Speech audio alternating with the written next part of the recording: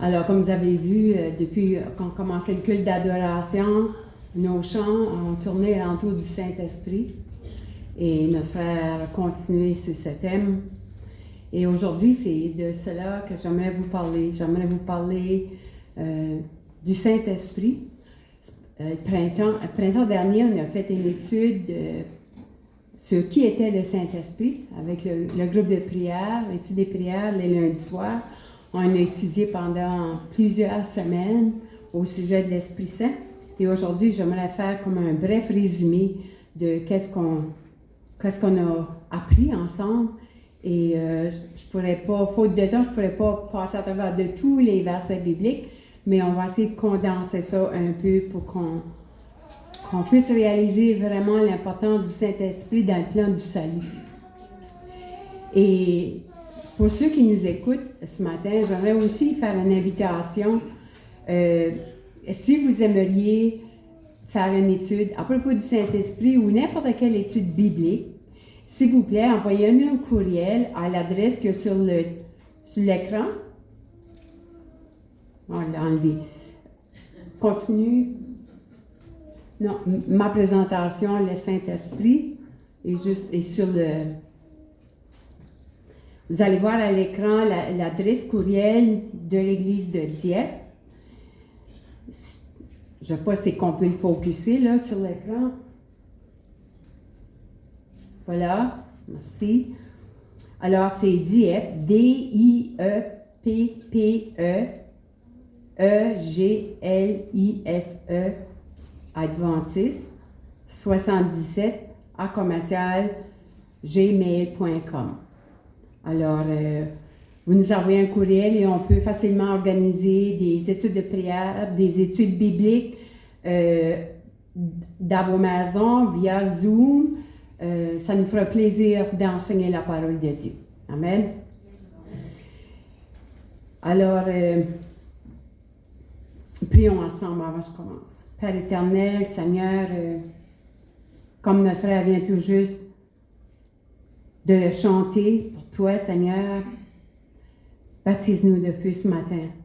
Nous allons ouvrir ta parole, Seigneur, et parler ensemble, raisonner ensemble, Seigneur, à propos de la troisième personne de la divinité, le Saint-Esprit, et son importance dans notre vie, son importance dans le plan du salut.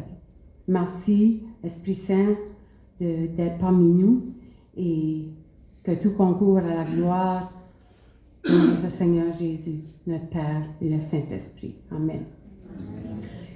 La troisième, dans nos croyances fondamentales adventistes, la cinquième, j'ai pas le... Je le vois pas. Le clicker.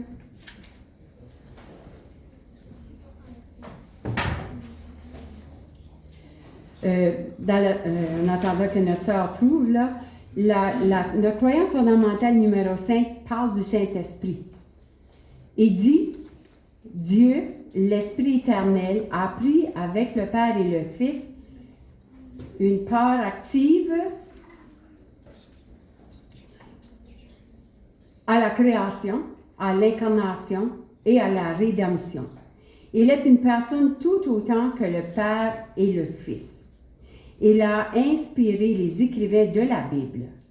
Il a rempli de puissance la vie du Christ. Il a attiré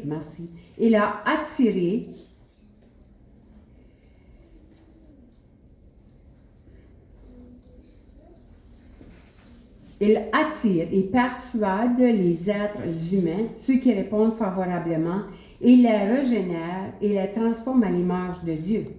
Envoyé par le Père et le Fils pour être toujours avec les croyants, et il dispense ses dons spirituels à l'Église, lui donne la puissance nécessaire pour un témoignage au Christ et en harmonie avec les Écritures, la conduit dans toute la vérité.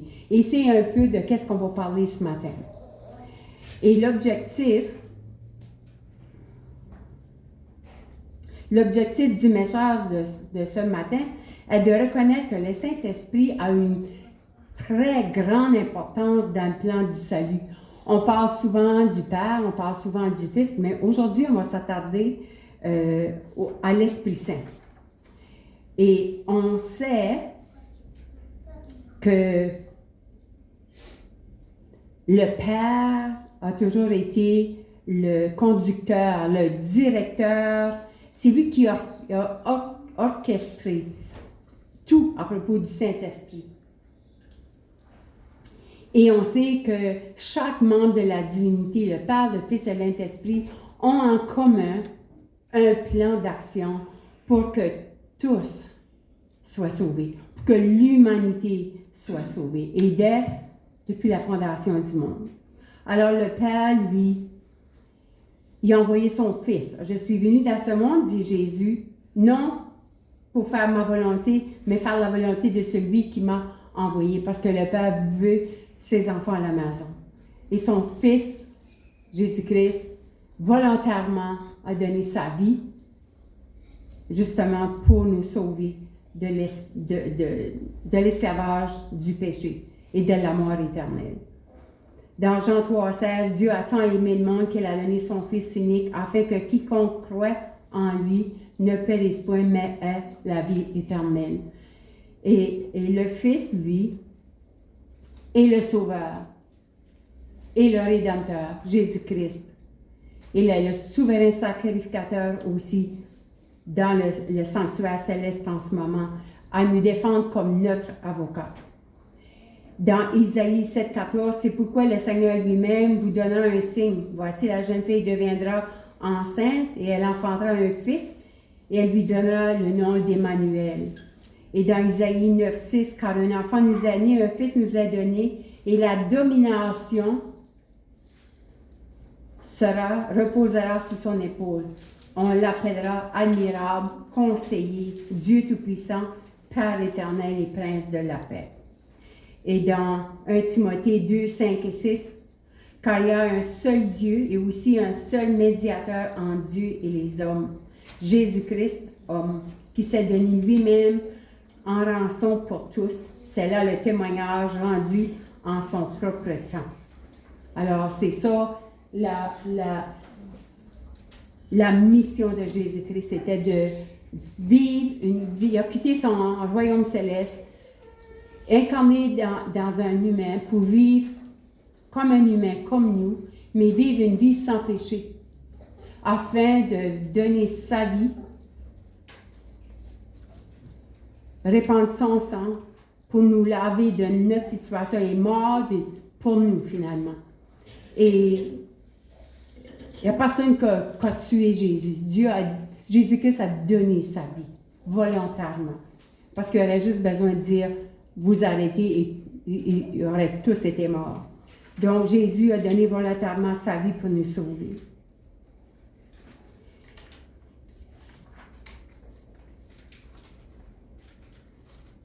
Dans Jean 4, 22, Jésus est aussi appelé le Sauveur du monde. Et le Saint-Esprit, lui, est le communicateur. Donc, le Père est le directeur de tout. Le Fils est le Sauveur, le Rédempteur. Un sacrifice, une seule fois pour tous. Et le Saint-Esprit, lui, communique de tous ces événements, de toutes les décisions et des choses que l'humanité a besoin de savoir. Jésus a dit, je m'en vais, mais je ne vais pas vous laisser orphelin, je vais vous envoyer un autre consolateur, un autre comme moi. Donc, le Saint-Esprit, c'est pas comme le vent, c'est pas une puissance, c'est une personne, c'est un être divin. Le Saint-Esprit est le communicateur, c'est un agent actif de Dieu pour notre salut. Il se révèle aussi un agent dans bien d'autres choses. Comme le Père a envoyé Jésus dans ce monde pour qu'il puisse y avoir un évangile à prêcher, Jésus envoie le Saint-Esprit pour réaliser cet évangile dans notre expérience. C'est ça son œuvre. Alors, nous allons regarder maintenant à la personnalité du Saint-Esprit et à toutes ses activités dans le cadre du salut. Dans Jean 15, 26, 27, Quand sera venu le consolateur que je vous enverrai de la part du Père, l'Esprit de vérité qui vient du Père, il rendra témoignage de moi, et vous aussi, vous rendrez témoignage parce que vous êtes avec moi juste dès le commencement. Et Jean 14, 26, mais le consolateur, l'Esprit Saint, que le Père enverra en mon nom, vous enseignera toutes choses et vous rappellera tout ce que je vous ai dit. Donc, l'Esprit Saint nous communique tout ce que le Père et le Fils ont comme mission, et son rôle à lui, c'est de nous convaincre de cette vérité. Dans l'Ancien et le Nouveau Testament, il parle, tous les deux, du commencement à la fin de la Bible, nous parle du Saint-Esprit comme une chose. Il ne parle pas du Saint-Esprit comme une chose, une puissance, comme un ouragan ou un vent, mais il nous parle du Saint-Esprit comme un être. Le Saint-Esprit est un être et non une puissance ou une force. Le Saint-Esprit peut aimer, il peut penser, il peut parler, il peut retenir, il peut convaincre, il peut aider, il peut enseigner, corriger, consoler, rassurer, pleurer, attrister. Une puissance ne peut pas faire ça. Donc, il est un être avec des sentiments. Il est doux, il est patient. Et on voit comment le Saint-Esprit est patient avec nous. Parce qu'il vient, on l'ignore, il revient. Parce que le Saint-Esprit est rempli de la même amour pour nous que le Père, que le Fils. Dans Romains 8, 27, Paul parle de la pensée du Saint-Esprit. Et dans Romains 15, 30, Paul parle de l'amour du Saint-Esprit. Le Saint-Esprit posséderait donc un esprit et serait aussi capable d'aimer. Et dans le livre des Actes, nous voyons que le Saint-Esprit a joué un rôle de premier plan dans l'Église chrétienne. Et dans Actes 8, 29, que le Saint-Esprit a parlé à Philippe. Nous savons très bien qu'une influence ne peut pas parler. Et dans Actes 16, 6 et à 7, on nous dit que le Saint-Esprit a retenu et contraint l'apôtre à rester à un certain endroit. Donc, il fait des tâches, il fait des choses. Et dans 1 Corinthiens 2, 10, ça nous dit qu'il sonde tous les cœurs et même les profondeurs de la terre. Dans Romains, ça nous parle que l'Esprit nous aide, qu'il nous conduit. Dans Éphésiens, ça nous parle de ne pas attrister le Saint-Esprit. Dans Marc, ça nous dit « Mais quiconque blasphémera contre le Saint-Esprit n'obtiendra jamais le pardon. Il est coupable d'un péché éternel. » Donc, c'est un être qui se chagrine, c'est un être qui subit des conséquences comme nous. On voit que le Saint-Esprit était actif pendant la création. Et dans Genèse 1, versets 1 à 2, au commencement, Dieu créa les cieux et la terre. La terre était informe et vide. Et il y avait des ténèbres à la surface de l'abîme. Mais l'Esprit de Dieu se mouvait au-dessus des eaux. Donc, l'Esprit Saint était présent pendant la création. Il a participé à la création. Lorsque Dieu dit « Faisons l'homme à notre image », on sait que l'Esprit Saint était présent aussi. Dans le plan du salut maintenant, la première chose qu'on peut voir, c'est que le Saint-Esprit a été actif lors de l'incarnation de Jésus. Dans Luc 1, verset 34, l'ange lui répondit, « Le Saint-Esprit viendra sur toi et la puissance du Très-Haut te couvrira de son ombre. C'est pourquoi le Saint-Enfant qui naîtra de toi sera appelé Fils de Dieu. » Et on voit le rôle du Saint-Esprit dans la mission de Jésus. Dans Luc 4, versets 18 et 19, « L'Esprit du Seigneur est sur moi parce qu'il m'a oint. » C'est Jésus qui parle. « Parce qu'il m'a oint pour annoncer une bonne nouvelle aux pauvres. Il m'a envoyé pour guérir ceux qui ont le cœur brisé, pour proclamer aux captifs la délivrance et aux aveugles le recouvrement de la vue, pour envoyer libres les opprimés, pour publier une année de grâce du Seigneur. C'était le Saint-Esprit qui agissait en Jésus. Dans Jean 5,30, Jésus dit qu'il ne pouvait rien faire par lui-même. Et tout le long, on sait que quand Jésus a été tenté, juste avant qu'il soit tué, juste avant que les soldats soient venus le chercher, à chaque fois que Satan a tenté Jésus, il a dit « Il est écrit ». À un certain moment donné, Jésus priait et a dit « Père, fais que cette coupe s'éloigne de moi ». Parce que humainement, il n'était plus capable. Mais on voit que l'influence du Saint-Esprit est venue sur lui et Jésus a dit « Pas ma volonté, mais la tienne ». Il était vraiment sous l'empire du Saint-Esprit. Je devrais dire parce que le Saint-Esprit, Jésus, quand il était baptisé, on voit que la colombe est venue tomber sur lui. Il était rempli du Saint-Esprit. Jésus a été guidé pendant toute sa vie par le Saint-Esprit. Le Saint-Esprit a aussi inspiré les auteurs bibliques. Oups. Les auteurs bibliques, on voit ça dans la parole, 2 Pierre 1, 21, nous lisons « C'est poussé par le Saint-Esprit que les hommes ont parlé de la part de Dieu. » Et dans 2 Timothée 3, 16 et 17, « Toute écriture est inspirée de Dieu et utile pour enseigner, pour convaincre, pour redresser, pour éduquer dans la justice, afin que l'homme de Dieu soit adapté et préparé à toute bonne œuvre. » Donc, l'Esprit Saint a inspiré tous les auteurs de la Bible.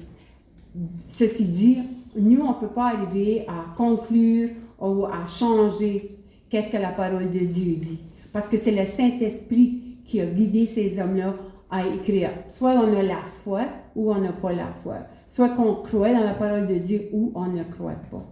Mais si on croit, c'est parce que l'Esprit Saint nous convainc que les hommes qui ont écrit ces Écritures ont été inspirés par lui. C'est important, parce que l'Esprit est l'Esprit de la vérité, et Jésus nous a dit que c'est l'Esprit Saint qui va nous révéler tout à propos de lui. Amen. Ensuite, on voit un auteur du Saint-Esprit, il nous attire à l'Évangile et il nous conduit dans toute la vérité. Dans Jean 14, soit que je vais trop vite ou que je vais pas assez vite. Alors, on voit que le Saint-Esprit est le consolateur, l'Esprit Saint que le Père enverra à mon nom, vous enseignera toutes choses et vous rappellera tout ce que je vous ai dit.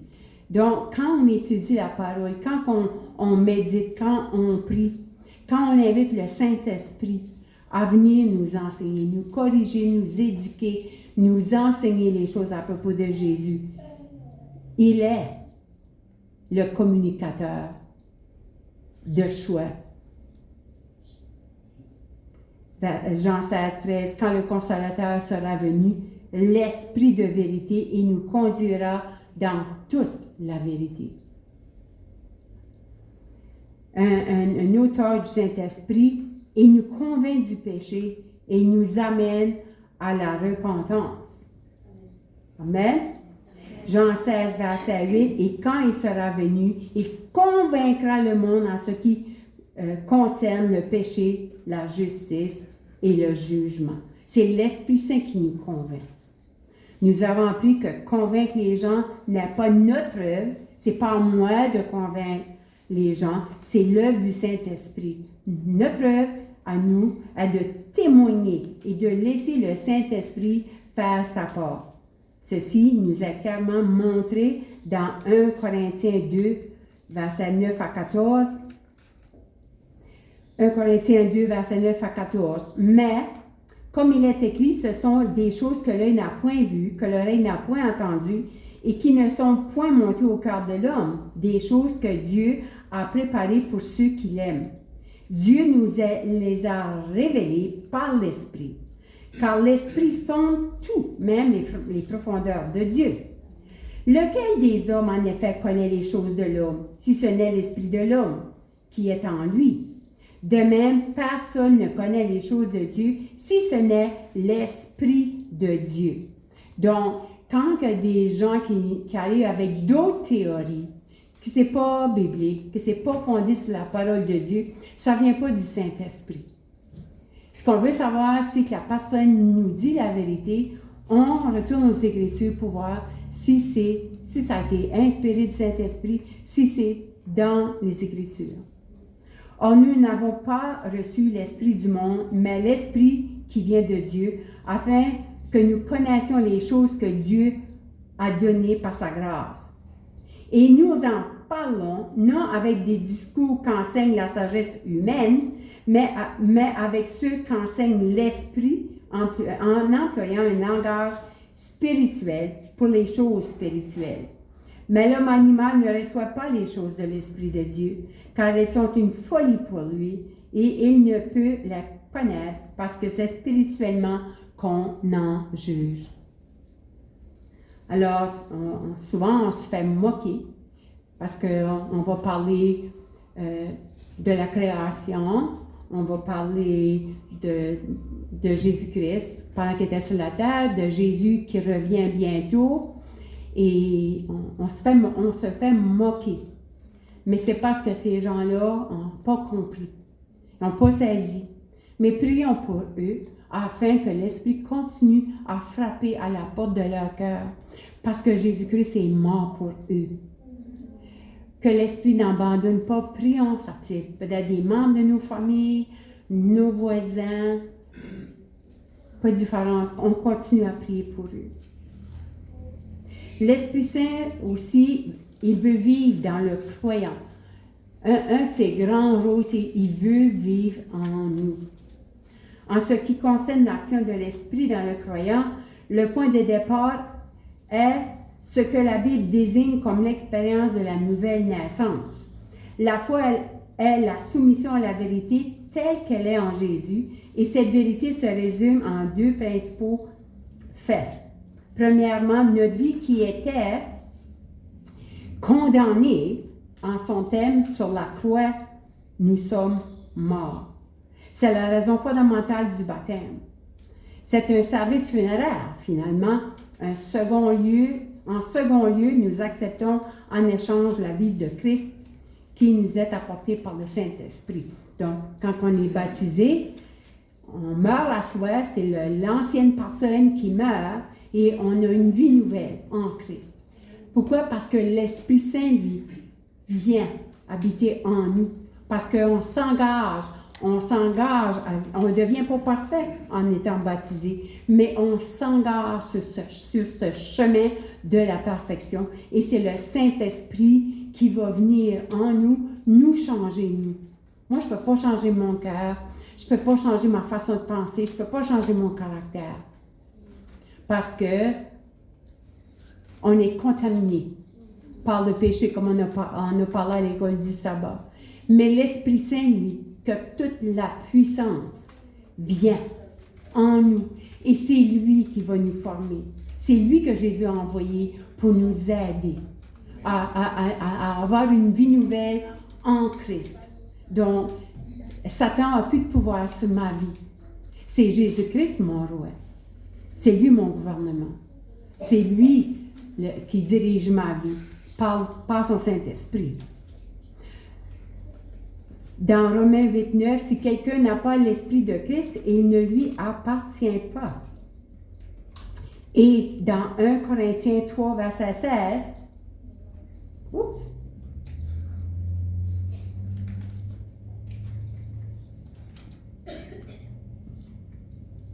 je ne sais pas ce qui s'est passé.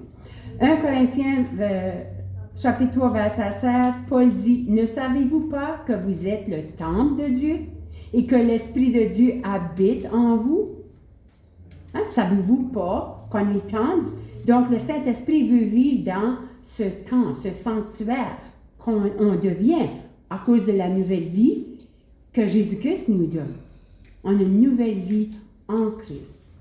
Et dans 1 Corinthiens 6, 19, nous lisons « Ne savez-vous pas que votre corps est le temple du Saint-Esprit qui est en vous, que vous avez reçu de Dieu et que vous ne vous appartenez pas à vous-même?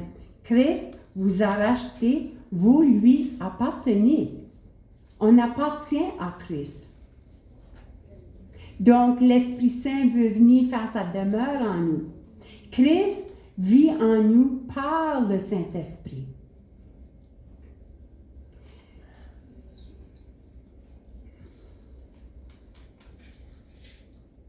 Dans Romains 8, verset 3, je vais essayer de me retrouver là. Bon, voilà. Dans Romains 8, verset 3, nous voyons afin que la justice de la loi fût accomplie en vous, qui marchons selon la chair, mais qui ne marchent non selon la chair, mais selon le Saint-Esprit. Parce que une fois qu'on est né de nouveau, l'Esprit doit guider notre vie. L'Esprit doit guider nos pensées, nos actions. L'Esprit doit venir intervenir au point de vue de notre caractère. Donc, si Claudia était une femme impatiente, par le Saint-Esprit, elle va devenir une femme patiente. Amen. C'est ça que l'Esprit fait en nous. Parce que si moi, je suis une personne impatiente, c'est impossible pour moi de devenir patiente. Je vais être impatiente jusqu'à la mort. Parce que ça a été un trait de mon caractère. Mais si l'Esprit vient, avec sa douceur, vient en moi et attendrit mon caractère, m'amène à des nouvelles pensées, je vais devenir patient, qui est un fruit de l'Esprit Saint. Donc, c'est l'Esprit en moi qui va travailler. Et seulement si que je lui permets, parce que le Saint-Esprit ne va pas s'imposer.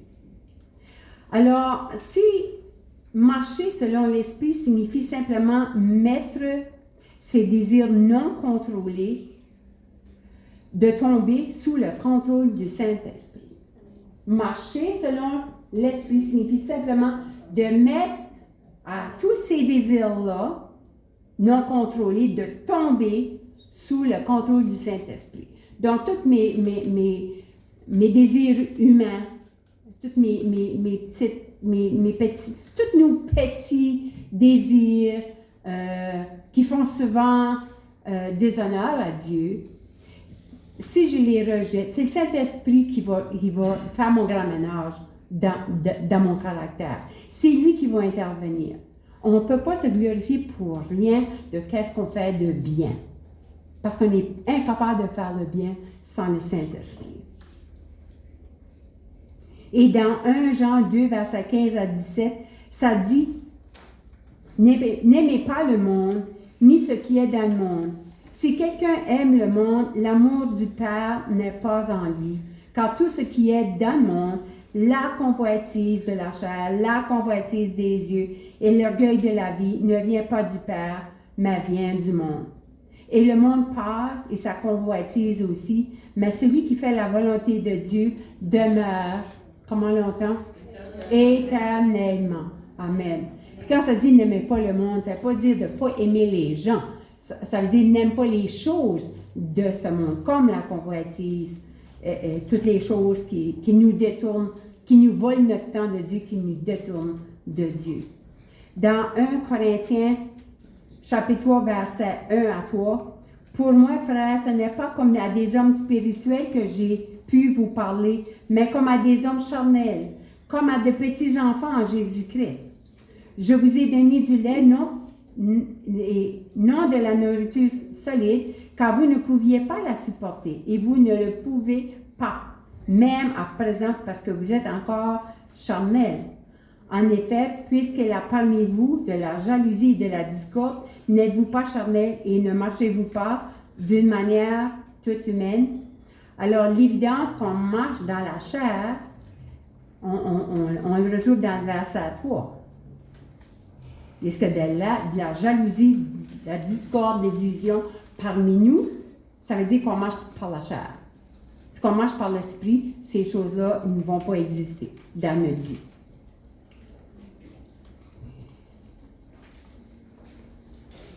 Quand la chair domine, il n'y a pas d'unité.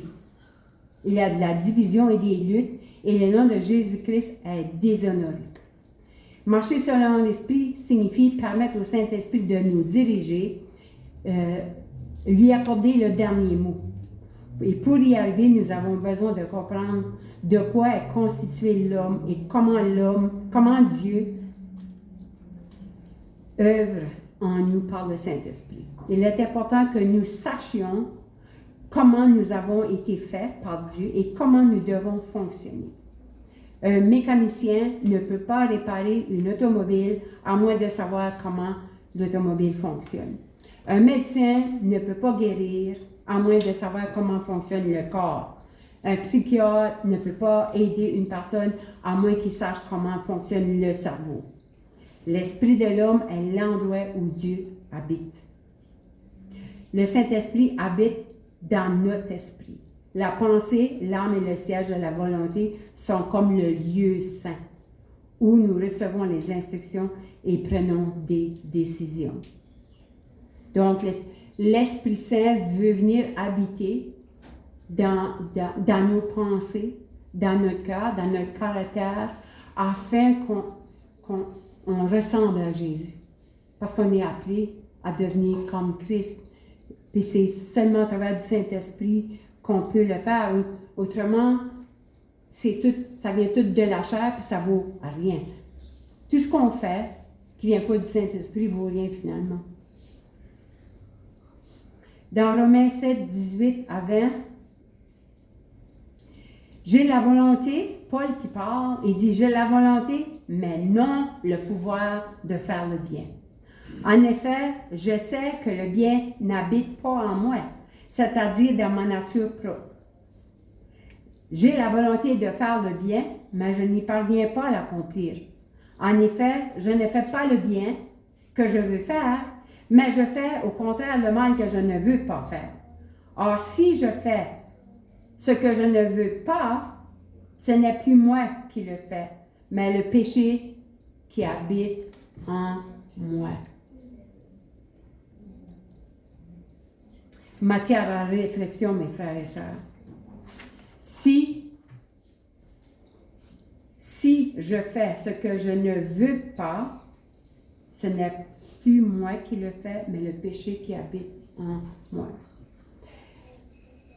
Le Saint-Esprit vient à notre aide parce qu'il vient pour nous sanctifier. Une de ses tâches, il nous sanctifie.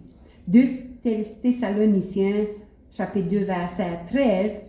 Pour nous, frères bien-aimés du Seigneur, nous devons à votre sujet rendre continuellement grâce à Dieu parce que Dieu vous a choisi dès le commencement pour le salut par la sanctification de l'Esprit et par la foi en la vérité.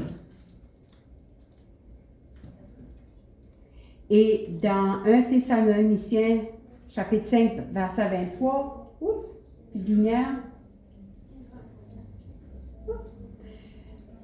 que le Dieu de paix vous sanctifie lui-même tout entier, que tout votre être, l'esprit, l'âme et le corps soient conservés sans reproche à l'avènement de notre Seigneur Jésus-Christ. Celui qui vous a appelé est fidèle, c'est lui qui le fera.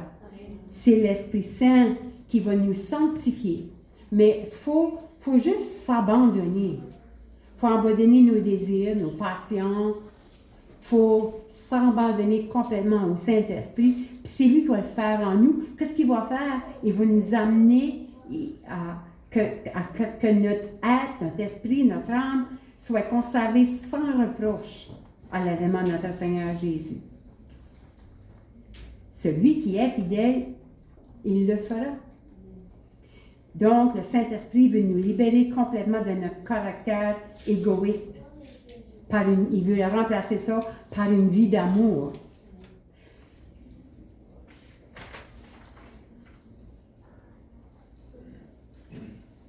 Le Saint-Esprit accorde aussi les dons spirituels à l'Église. Dans Éphésiens 4, verset 7, Mais à chacun de nous, la grâce a été donnée selon la mesure du don de Christ. Il n'y a pas une seule personne dans l'Église qui n'a pas de don. On a tous des dons. Tous et toutes, on a tous et toutes des dons. C'est impossible. Impossible. C'est comme, il n'y a pas un corps, il n'y a pas un corps qui n'a pas de membre qui n'est pas... Si la même qu'il y a un membre qui est paralysé, j'ai de la problème avec une jambe, moi, là. Je vous dis, c'est pas évident pour mon corps. C'est même pas évident pour ma tête. Parce que j'ai des efforts supplémentaires à faire parce que ma jambe ne fonctionne pas bien. Donc, c'est la même chose avec l'Église.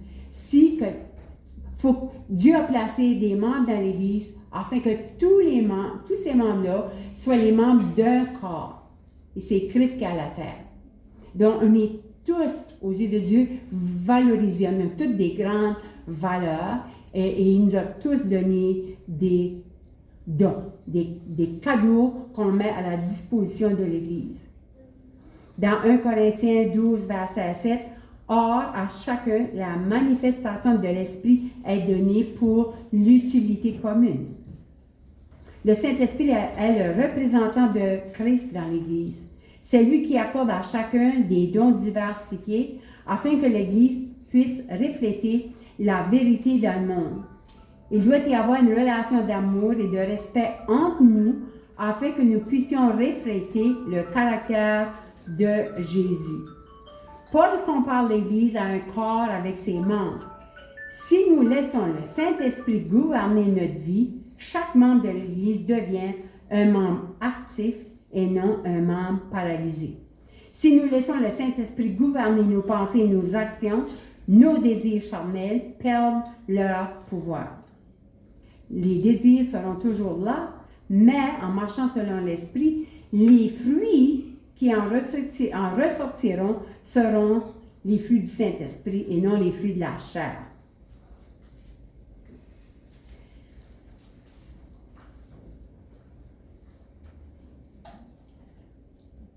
Dans Éphésiens,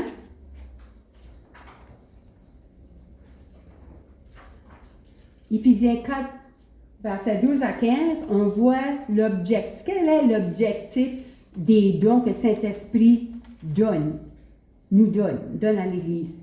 C'est pour le perfectionnement des saints en vue de l'œuvre du ministère et de l'édification du corps de Christ, jusqu'à ce que nous soyons tous parvenus à l'unité de la foi et de la connaissance du Fils de Dieu, à l'état d'homme fait, à la mesure de la stature parfaite de Christ, afin que nous ne soyons plus des enfants flottants et emportés à tout le vent de doctrine, mais que professant la vérité dans la charité, nous croissions à tout égard en celui qui est le chef Christ.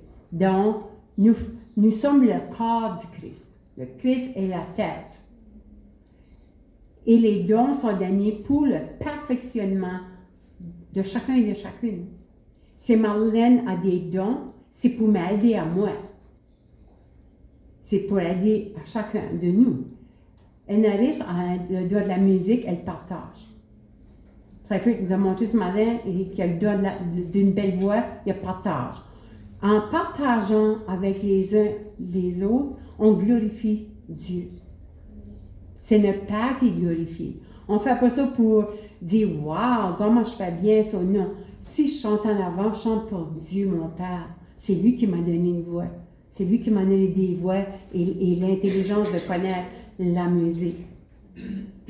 Dieu met toutes ces choses à la disposition pour nous aider les uns les autres et pour le glorifier aussi. Il est impossible pour un individu, quel qu'il soit dans l'Église, de pleinement refléter Jésus-Christ parce que les individus ne forment jamais le corps entier. Une personne seulement n'est pas capable. Cela prend toute une Église unie par le Saint-Esprit pour refléter Jésus-Christ et quand le caractère de notre Seigneur sera reflété dans l'Église, alors Christ reviendra. C'est White qui dit ça. Quand le Saint-Esprit va être reconnu dans l'Église, il va être présent dans chacun de nous et les fruits vont en ressortir. Et l'Église va refléter le caractère de Christ. Et, point 9, il nous donne la capacité de témoigner pour Jésus-Christ, le Saint-Esprit. C'est lui qui fait ça. On ne peut pas de nous-mêmes témoigner pour Christ. Saint-Esprit en nous va le faire. Il nous donne le goût. Ça vient qu'on peut juste plus s'arrêter de parler de Jésus. Partout où on va aller, on va parler de Jésus parce que il devient notre addiction. Il est toujours dans nos pensées, qu'importe ce qui arrive. Moi, j'ai eu une grosse semaine cette semaine. Je me suis fait mal. Et là, 2 jours plus tard, mon téléphone a tombé. Et il ne fonctionnait plus. C'était tout noir. Puis dans le monde, les gens vont dire « Jamais 2 sans 3. » Hein? Ça va tout entendu ça. Et moi, j'ai dit « Jamais 2 sans toi. » Sans toi. Jamais 2. Il n'y a jamais 2 mauvaises affaires qui vont m'arriver sans que toi, tu vas intervenir, Seigneur. Jamais 2 sans toi, Seigneur. Tout pour la gloire de Dieu. Puis ça va mal à des fois. Ça va mal à des fois. Hein, ça va mal. Mais on continue à foncer. Pourquoi? Parce qu'on est des soldats pour Christ. Un soldat, ça ne se décourage pas dans les guerres. Ça se lève debout. Ça continue. Ça continue, qu'importe. Donc, nous, pareillement, encourageons-nous les uns les autres.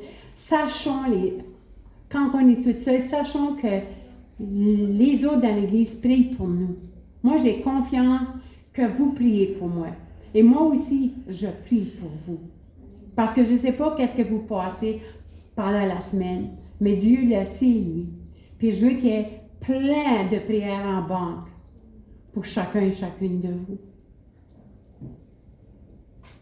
Alors, le Saint-Esprit qui nous donne la capacité de témoigner par Jésus, on voit ça dans Actes 1, verset 8. Mais vous recevrez une puissance, le Saint-Esprit survenant sur vous, et vous serez mes témoins à Jérusalem, dans toute la Judée, dans la Samarie et jusqu'aux extrémités de la terre. Ainsi, notre témoignage doit être dans ce contexte, d'être des témoins pour Jésus-Christ.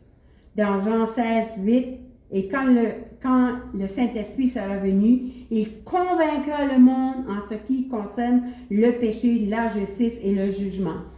Il faut abandonner la bataille, ce qu'on pense que nous, on peut arriver à convaincre les gens. Non. On leur parle de l'amour de Dieu, on leur parle de qu'est-ce que Jésus a fait pour nous, et le Saint-Esprit va bénir cette conversation. Va bénir les oreilles, va adoucir le cœur de cette personne. Il va continuer à travailler dans cette personne, le Saint-Esprit.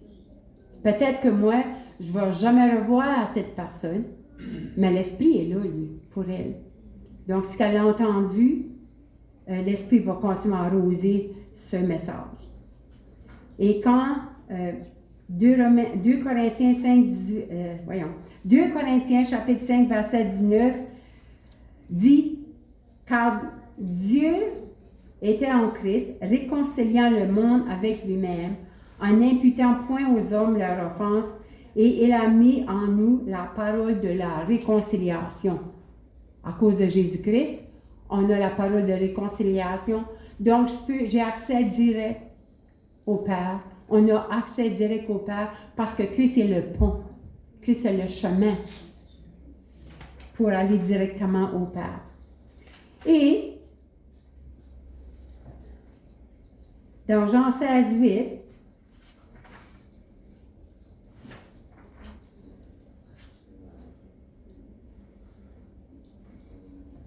je viens juste de lire ça, je crois. Galates 5, 17, car la chair a des désirs contraires à ceux de l'esprit, et l'esprit a... J'ai lu ça, hein? Bon, l'Esprit Saint donne un sens à nos prières aussi. Comment?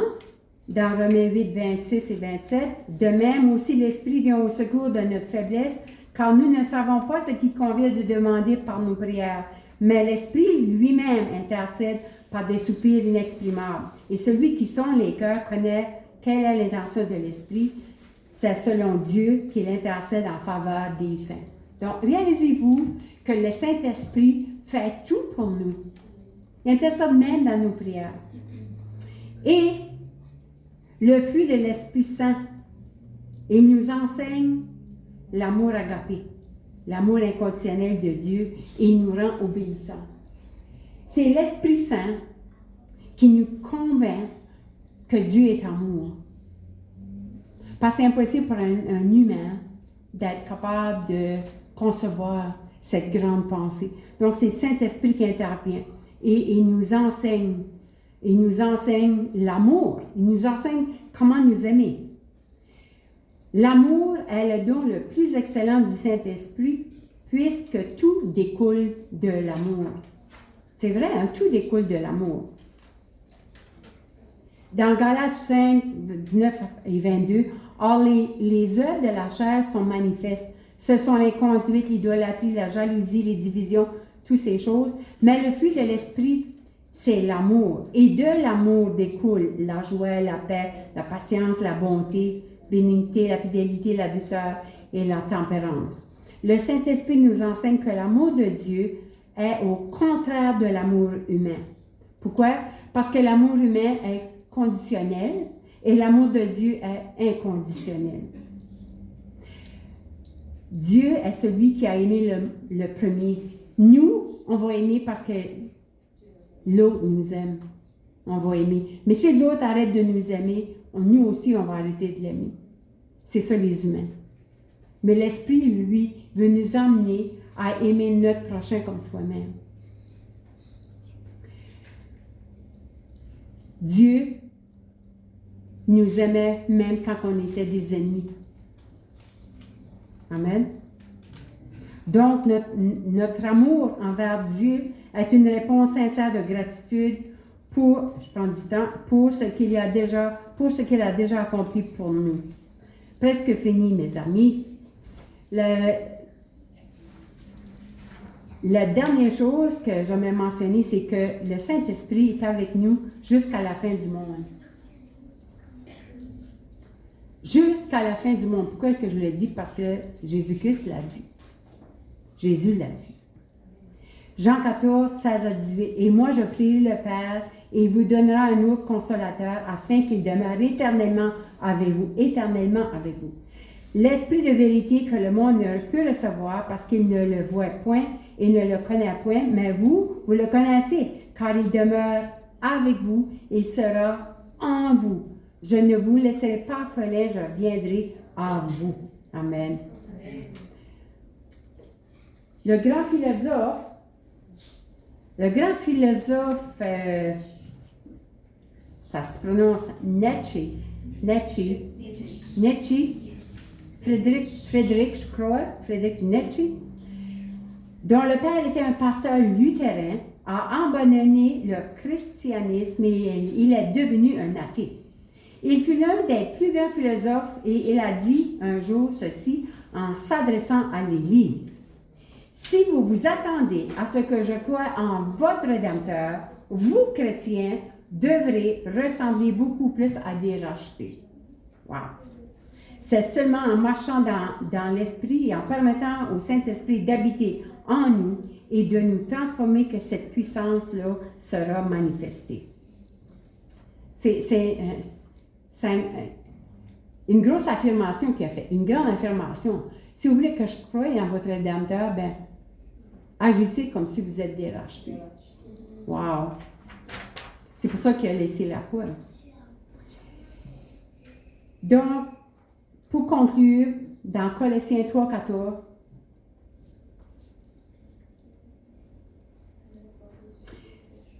mais par-dessus toutes ces choses, revêtez-vous de la charité ou revêtez-vous de l'amour qui est le lien de la perfection. Donc, finalement, qu'est-ce qui nous amène à la perfection? C'est l'amour. L'amour pour Dieu, l'amour de Dieu, l'amour les uns pour les autres. C'est tout ça qui nous amène à la perfection. Dieu est amour, Dieu est parfait. Donc, l'Esprit Saint, une de ses plus grandes tâches, c'est de nous rendre des êtres remplis d'amour. afin que tout le restant disparaisse parce que l'amour bannit le restant. Donc, ma prière, c'est vraiment que nous permettions au Saint-Esprit qu'il habite en nous de nous guider et de nous utiliser pour achever l'œuvre d'annoncer et de témoigner au monde de la bonne nouvelle du salut et du retour de Jésus qu'on sait et qu'il y a plein de gens, même les non-chrétiens, qui savent, qui reconnaissent qu'on est dans la fin des temps. Nous devons nous lever et laisser le monde voir Christ en nous, l'espérance de la gloire, et c'est le Saint-Esprit qui le fera si nous l'acceptons. C'est ça le message pour aujourd'hui. Ça m'a pris quelques minutes. On a fait cette étude pendant des heures, pendant des semaines. Et c'est un bref résumé, mais c'était seulement pour souligner l'importance du Saint-Esprit dans le plan du salut, dans notre vie, puis comment présent qu'il est maintenant en nous. Amen.